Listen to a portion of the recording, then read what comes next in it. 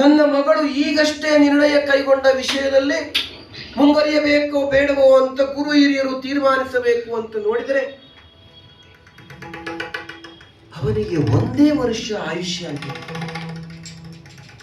ಹಾಗಿದ್ರೆ ನಾನು ಮಗಳಲ್ಲಿಯೇ ಮಗಳೇ, ಅಪ್ಪ ಕೇವಲ ನಿನ್ನ ಅಪ್ಪ ಅಂತ ಅಲ್ಲ ಮಗಳೇ, ಹೆಮ್ಮಕ್ಕಳನ್ನ ಹೊತ್ತ ಯಾವ ಹೆತ್ತ ತಂದೆಗೂ ಇದು ಹೃದಯವನ್ನ ಛಿದ್ರಗೊಳಿಸುವಂತಹ ವಾರ್ತೆ.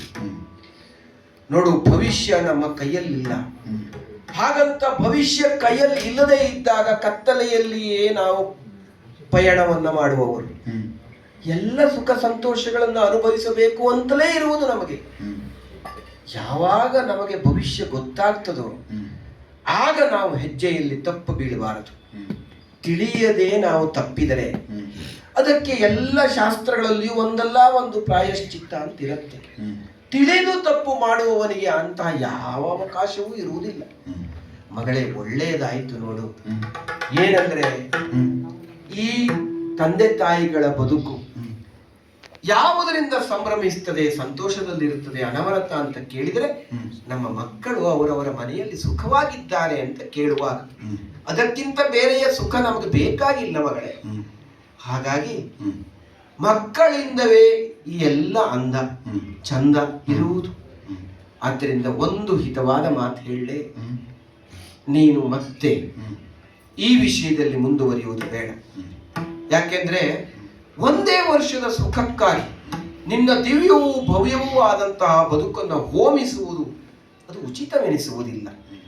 ಅದು ಶ್ರೇಷ್ಠವಾದ ವಿದ್ಯಾವಂತರ ಲಕ್ಷಣವೂ ಅಲ್ಲ. ಹಾಗಾಗಿ ನನ್ನ ಒಂದು ಮಾತು ನಡೆಸಿಕೊಡು ಮಗಳೇ.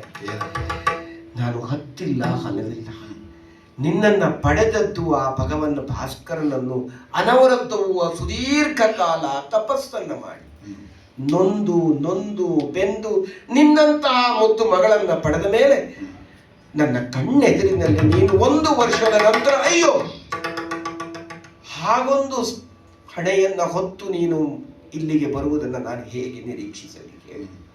ಸೌಭಾಗ್ಯ ಸಿಂಧೂರಗಳೆಲ್ಲವೂ ಕಳೆದು ಹೋಗುವ ಅಂತಹ ಒಂದು ದುರ್ಭರವಾದಂತಹ ಸ್ಥಿತಿಯನ್ನು ನಾನು ನಿರೀಕ್ಷಿಸುವುದಕ್ಕೂ ಸಾಧ್ಯ ಇಲ್ಲ. ಈ ವಯಸ್ಸಾದ ಅಪ್ಪನಿಗೆ ಅಷ್ಟು ತ್ರಾಣ ಇಲ್ಲ ಮಗಳೇ. ಆದ್ದರಿಂದ ಒಂದು ಮಾತು ನಡೆಸಿಕೊಡು. ನಾರದರ ಮಾತನ್ನ ಶಂಕಿಸಬೇಡ. ನಾರದರ ಮಾತು ಸಿದ್ಧವಾದಂತಹ ಮಾತು. ಹಾಗಾಗಿ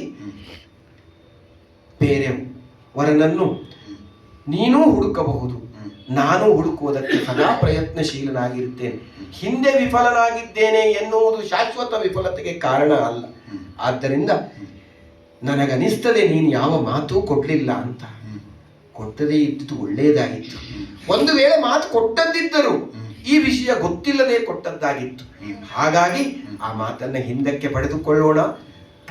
ಈ ಸಂಸಾರ ಸುಖವಾಗಿರ್ಲಿ, ಮತ್ತೆ ನಿನ್ನ ಬದುಕು ಮಂಗಳಕರವಾಗಿರ್ಲಿ. ಮಂಗಳಮಯವಾದ ಬದುಕಿನ ಆ ಸೌಧದಲ್ಲಿ ವಾಸಿಸುವ ನನ್ನ ಮಗಳನ್ನು ನಾನು ನೋಡಬೇಕು ಮಗಳೇ. ನಿನ್ನ ದುಃಖವನ್ನು ನನಗೆ ನೋಡಿ ಸಹಿಸುವುದಕ್ಕಾದ ಮಗಳೇ.